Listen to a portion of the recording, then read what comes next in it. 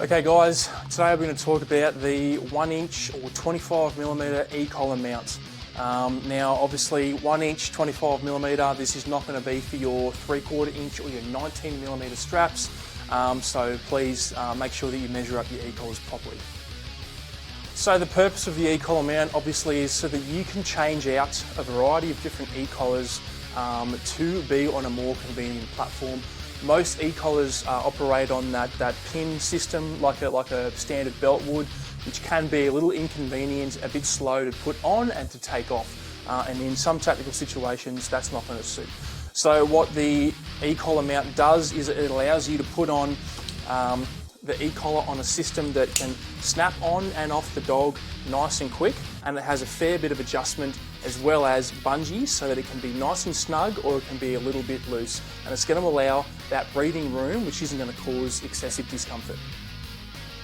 So when it comes to fitting your 1" 25mm e-collar mount, you're simply going to open up the Fastex clips by pinching either side, and there's a tri-glide there you can see on the bungee. You're going to grab the sides of that, you're going to grab the open piece of the Fastex clip and you're going to pull them in opposite directions. And that, as you can see, that's what tightens the e-collar. If you want to make the e-collar looser, simply grab the tri-glide and pull it back the other way and then pull the excess through like that.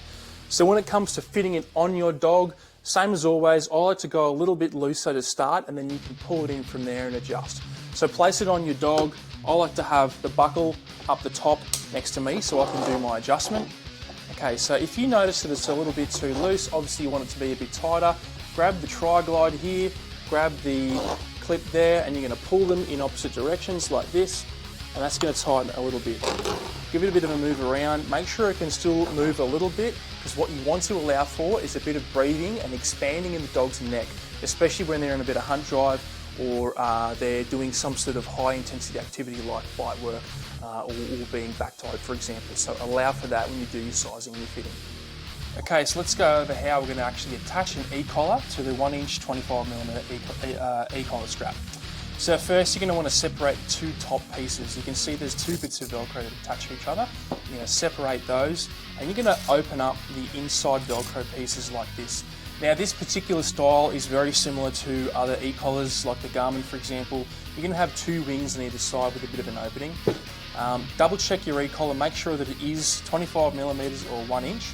You're going to get these open ones on the inside and feed it from the top down in your e-collar like this, and then it's going to go and Velcro back onto itself. So as you can see, you've now got one attachment point. You're going to mirror this on the other side, attach the Velcro to itself. So now you've got your e-collar. It's mounted to the collar, but you want a little bit of extra stability.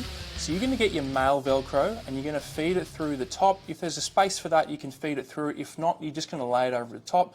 Second piece is then going to go over the top like this. Excuse me. It's going to go over the top like this. And now your e-collar is a little bit more secure. And the idea is we want to avoid a lot of excess rolling like this. So that's the reason we have a few different attachment points that are going to help stabilise your e-collar when it's being used.